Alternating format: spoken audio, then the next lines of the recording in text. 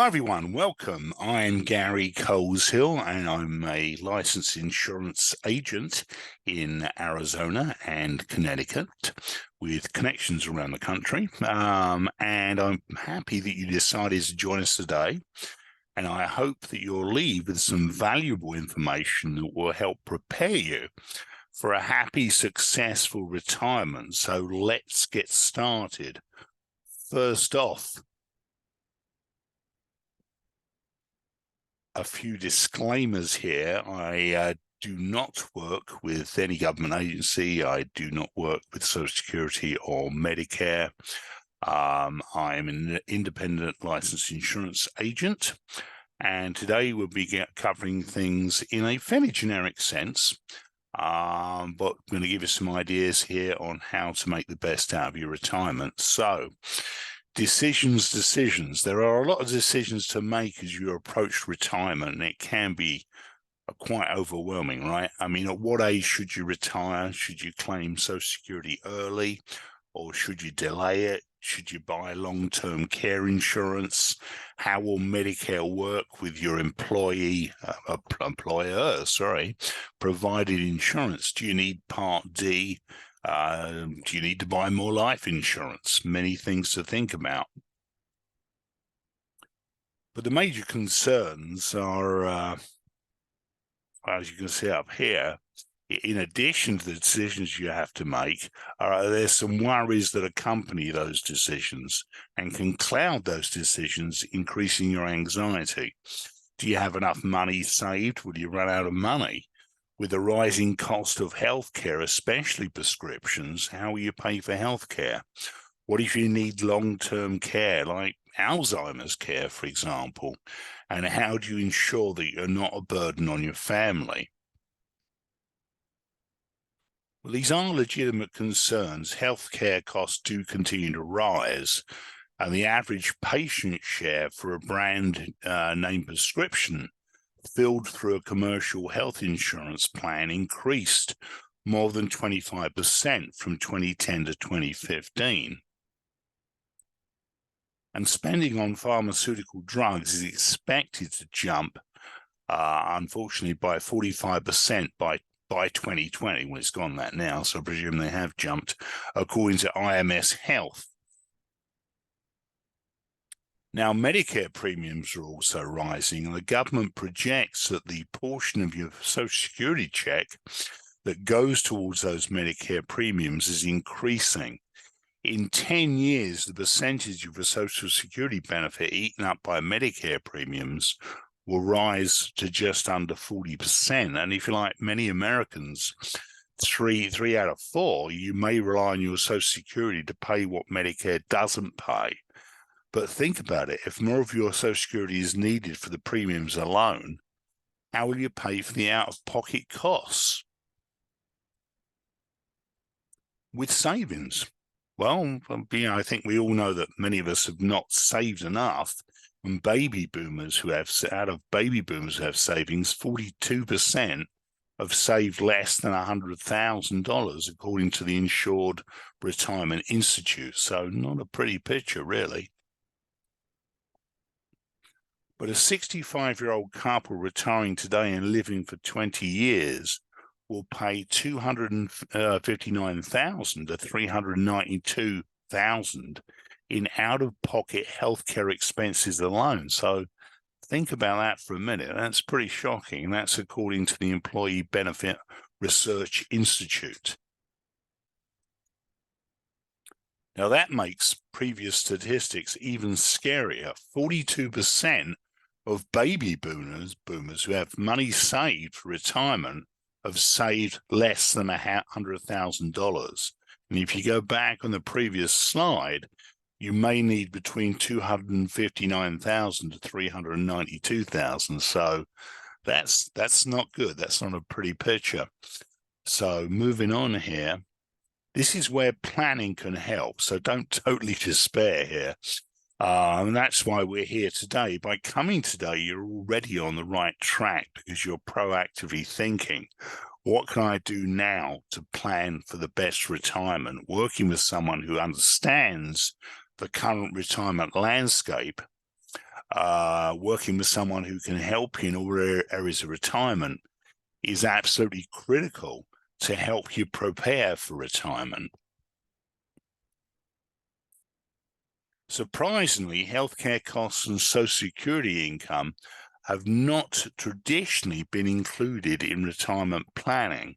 If you go to a financial professional, he or she might tell you to focus on 3 areas: savings and insurance to protect what you already have, of course, investments to accumulate wealth, and legacy to leave behind something for your loved ones to charity.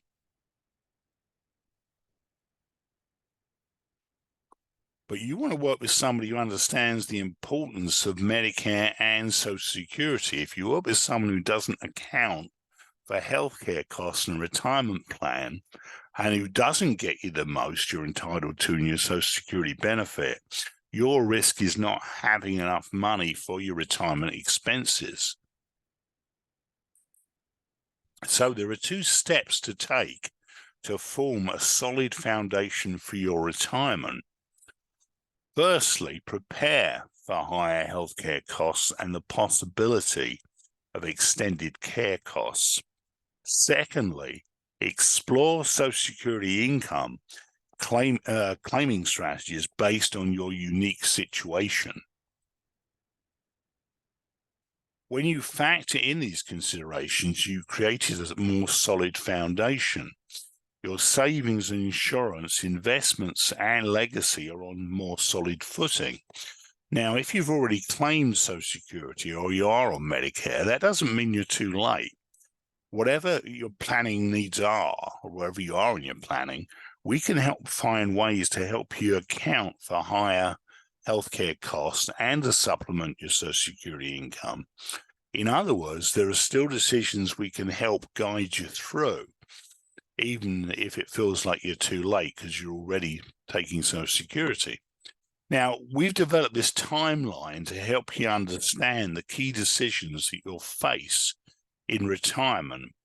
So take a look at that for a minute. As you can see, there's a lot of information on here, so we'll break it down. And if you'd like a copy of this timeline at the end of the presentation, we'll tell you how you can get one. So just take a look at that for a minute while I grab a quick sip of my coffee here to keep my voice going.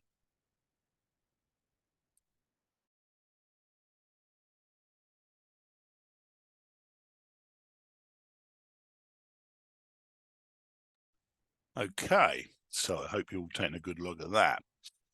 Ideally, we like to start retirement planning earlier than age 58. That's ideal. The earlier you start planning, the more prepared you'll be. But 58 is a good age because at 59 and a half, you can begin withdrawing from your traditional IRA or retirement savings plan account without that 10% early withdrawal penalty, and also from your Roth IRA without penalties. And another good reason we like you to meet with us around age 58 is long-term care insurance. From roughly 58 to 64 is when you want to consider buying longer-term care insurance, because rates tend to increase as you get older. So the earlier you start paying premiums, the lower your rates will be. So that's important. Bear that in mind. But generally speaking, 62 is when a lot of people start making some serious decisions about their retirement, because 62 is the earliest you can start receiving Social Security. However, Medicare and Social Security don't magically arrive at your doorstep when you reach certain ages. In other words, you're entitled to these benefits, but that doesn't mean you don't have to take some steps or make some decisions. It's actually smarter to start before these decision dates arrive. Once you reach 62, you get to decide when to start receiving Social Security income payments. Your benefit, however, is lower if you take it earlier than it would be at your full retirement age, which is the government-determined age at which you're eligible to receive your full Social Security benefits. Full retirement age used to be the same for everyone, but to account for longer life expectancies, The government has increased it from 65 to 67 over a 22-year period starting in 2000. Now, your birth year determines your full retirement age. Refer to this chart to find yours. For most people in today's workforce, full retirement age is 66 or 67 now. So can some brave soul out there give me their birth year? Okay.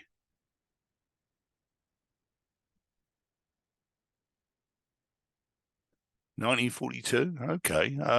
Wow.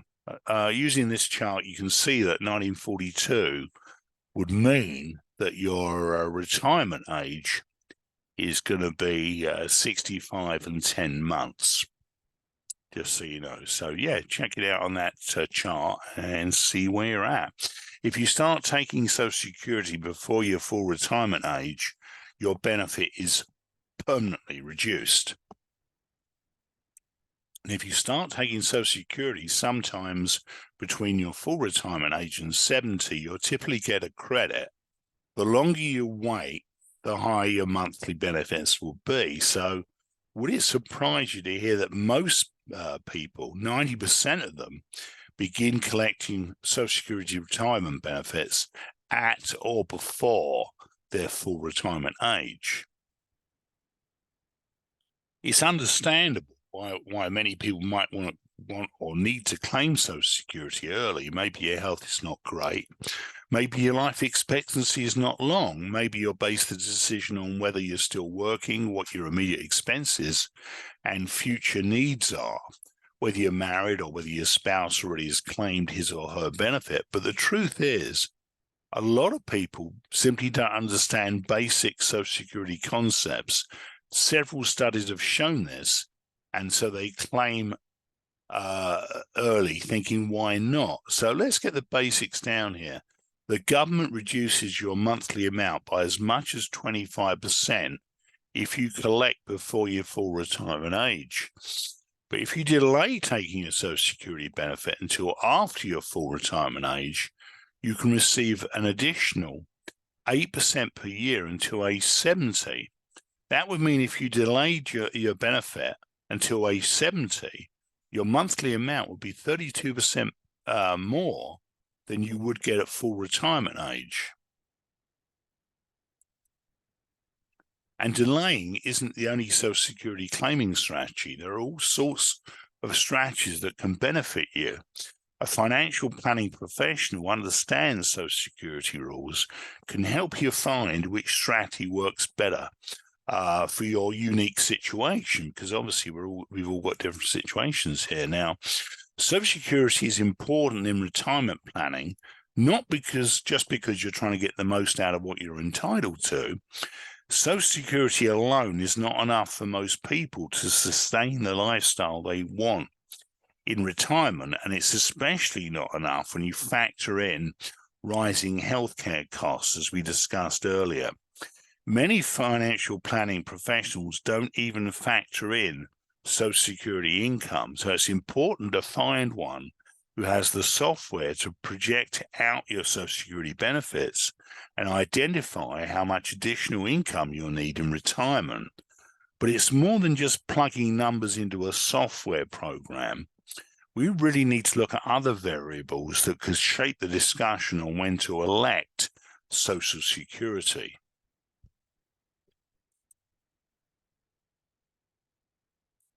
So the key takeaway here is to remember that delaying your Social Security decision can mean you get more money. But it's always a but. It's more complicated than that. You must take into account your other assets and income sources in order to create and implement your unique distribution strategy. For example, how is your IRA income going to affect what you're able to spend? So, no, there are options for you to explore here, but now I'm going to tell you how dangerous it can be to delay a different financial decision.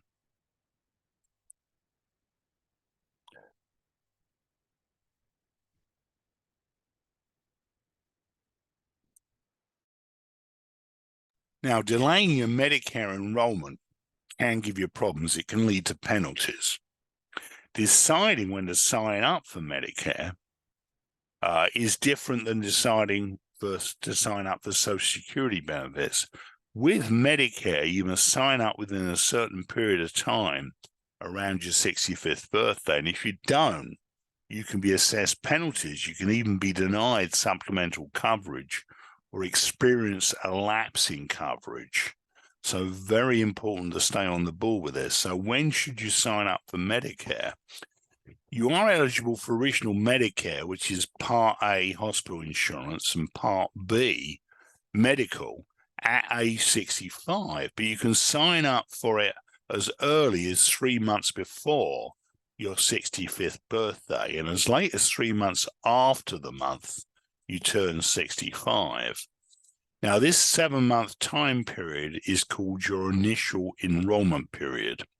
So if you're born in January, for example, you have from the October before your birthday to the April after your birthday to enroll in original Medicare. If you want to make sure that your coverage starts the month you turn 65, sign up 3 months before your 65th birthday because it's free for most people who have earned enough working credits. Most people should sign up for Medicare Part A as early as possible so that there is no lapse in coverage.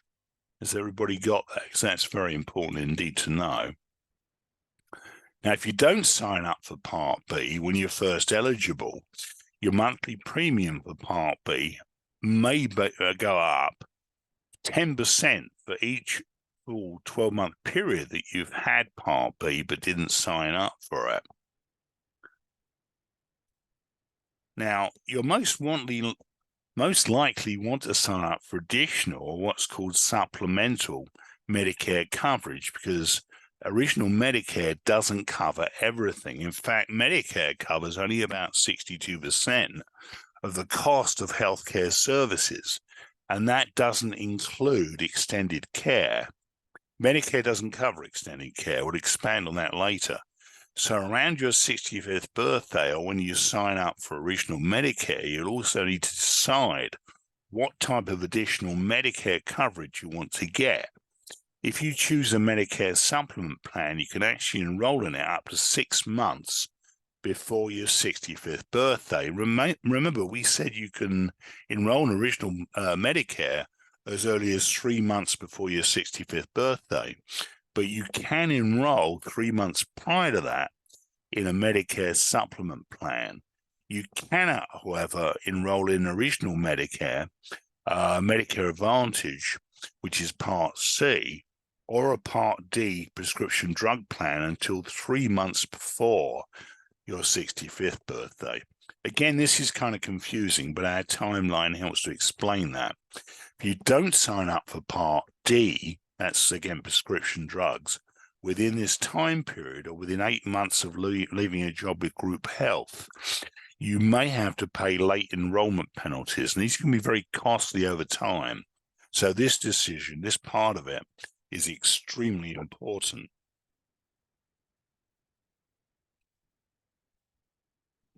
Now, in most cases, you'll want to sign up for Medicare Part B medical insurance and Part D prescription drug insurance when you're first eligible, unless your primary coverage allows you to opt out or sign up later. For example, if you're still working and have employer-provided health insurance, you may not need to sign up for Part B when you enroll in original Medicare because your existing health insurance covers these medical costs.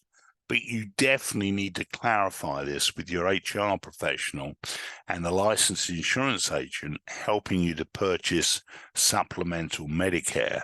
The main thing is to know that delaying some decisions can lead to penalties that are assessed every month and never go away. So clearly, these penalties can hurt you for years, and only a financial advisor who understands these details can help you to avoid them. So now you can see why your initial decisions with Social Security and Medicare really lay the foundation for better success in retirement planning, and they're just the beginning of the decisions you'll make. Other decisions include, when should I begin withdrawing from my IRA or 401k? How do I manage my withdrawals so that I'm not overpaying taxes? And when should I buy long-term care insurance? Now, you can begin withdrawing from your traditional IRA or retirement savings plan as early as 59 and a half without that 10% early withdrawal penalty, and from your Roth IRA without penalties as well. The government doesn't let you keep retirement funds in your account indefinitely. You are required, starting age 70, to take required minimum distributions from your IRAs or your retirement plan account, but not from Roths. So age 59 and a half is the earliest you can withdraw without penalties. And age 70 and a half is when you're required to start taking withdrawals. You'll want to work with an advisor who understands how your different income is taxed, so you don't make withdrawals that can actually cause more of your income to actually be taxed. For example, did you know that if you're receiving only Social Security benefits, that income will be tax-free?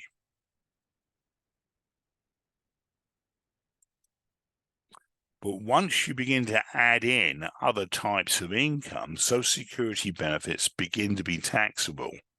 Again, this is complex stuff, so complex that not every financial advisor understands it or has the tools. So it's important for you to understand not exactly how it works, but just that you need someone who understands it, because it is, after all, your money and your retirement. So consider buying long-term care insurance when you're younger, as we mentioned earlier, and in good health, because the rates are largely based on your individual health, which tends to decline as you age. The earlier you start paying premiums, the lower they'll be. The thing to remember here is that most long-term care isn't medical care. In other words, it will not be covered by Medicare or supplemental Medicare. Long-term care, which can also be called extended care, is help with basic personal tasks of everyday life. Now, most nursing home care is considered this type of care, and it's very costly. The median annual rate for a private room in a nursing home was $105,850 in one recent survey. That's a horrific amount. I mean, very hard to find that kind of money. Imagine how quickly that would deplete your retirement savings, considering that most baby boomers seem to have 100,000 or less than 100,000 put by. That's pretty devastating. Now, I know this is a lot of information, and some of it can seem confusing or even difficult to think about, but it's important to remember there are people who can help you navigate this. That's what we do. Everybody's retirement journey is different. No one starts planning at the exact same time. Everyone's retirement plan is unique.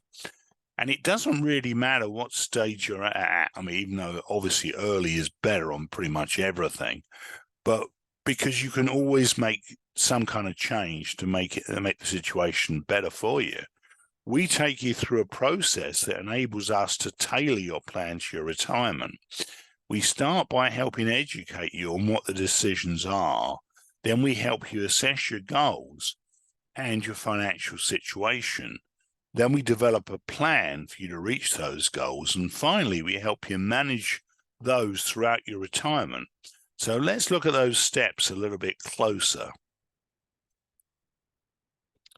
Understanding your key retirement decisions really is the first step. So again, I congratulate you on taking that first step, because it can really be the most intimidating step you take.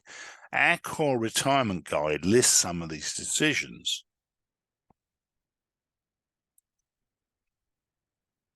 Next, the second step is assessing your current financial picture and identifying your retirement goals. So don't be scared to do that. I know it's a bit scary when you start to see your position. You think, oh no, I'm in a bad shape. But now that you've educated yourself on all the key decisions you need to make, here's where you start to answer them or plan to answer them. When would you like to retire? What does retirement look like for you? And are you on your way there in decent shape? And don't worry if you're not, because you can do something about it.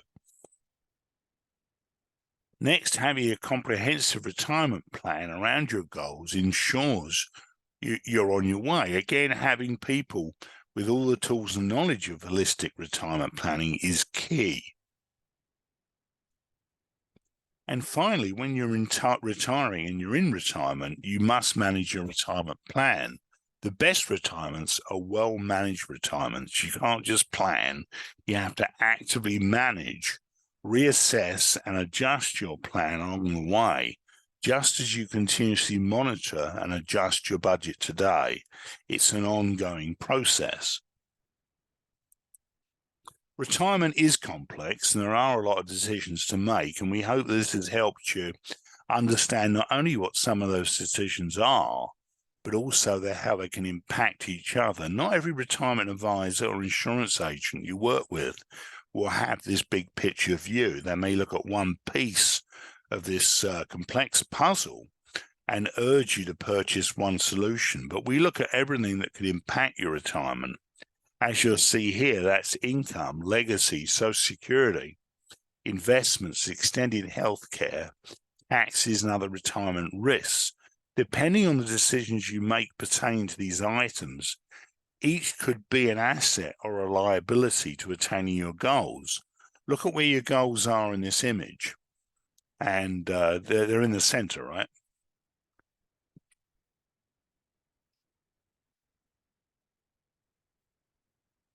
Now, the reason they're in the center is because your goals are our focus.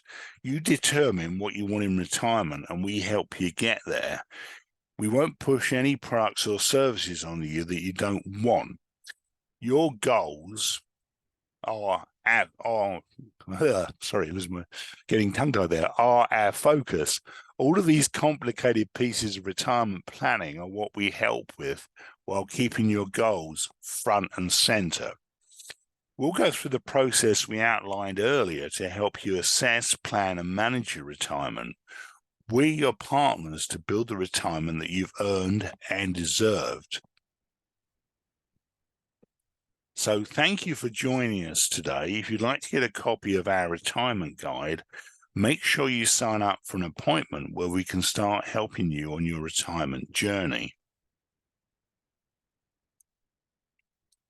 Now, before we meet, we encourage you to review the guide and write down any questions or concerns that you may have. The guide recaps the unique pressures that retirees face today, explains the basics of Social Security claiming and enrolling in Medicare, so you avoid expensive penalties, and also explains our process. One of the best features is the timeline, because it easily shows you the key retirement ages and decisions that you have to make at those key ages. Again, no matter where you are on the timeline, whether you're approaching retirement or already retired, we can review your situation and make a plan moving forward.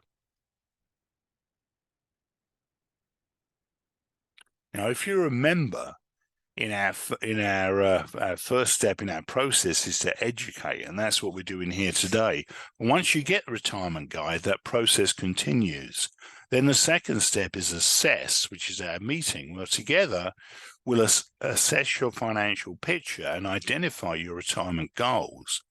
The third step is to plan. So after we meet, our team will take the information that you shared, including your income and assets, and your liabilities and expenses, and we develop a comprehensive retirement plan around your goals. Again, your goals are our focus, so your input and feedback are vital to us. We need those. So finally, we manage successful retirement planning, especially given today's new retirement pressures. requires ongoing management or tune-ups along the way. So we meet with you on an ongoing basis to reassess, adjust your plan where necessary, answer any questions, and manage your finances. We don't just meet you and send you on your way. We want to be your partner throughout retirement. So sign up for an appointment and we'll get started. And thank you again for joining us. And don't forget that if you complete the survey in the browser that pops up at the end, we'll send you this great new book for free, The New Holistic Retirement. It's 122 pages of great ideas on how to make your retirement better. And that's pretty much it for today. Here's my contact information if you'd like to reach me, or if you have any questions. You can reach me in my office, 480-607-0294, cell phone 480-208-4366. My email address is garyc Elite Pro Speakers, and make sure you fill out the survey at the end, and I'll send the retirement book to you as well. So thank you for your time today. I appreciate you being here, and if you have any questions, just let me know. Thank you very much. Hopefully speak to you soon.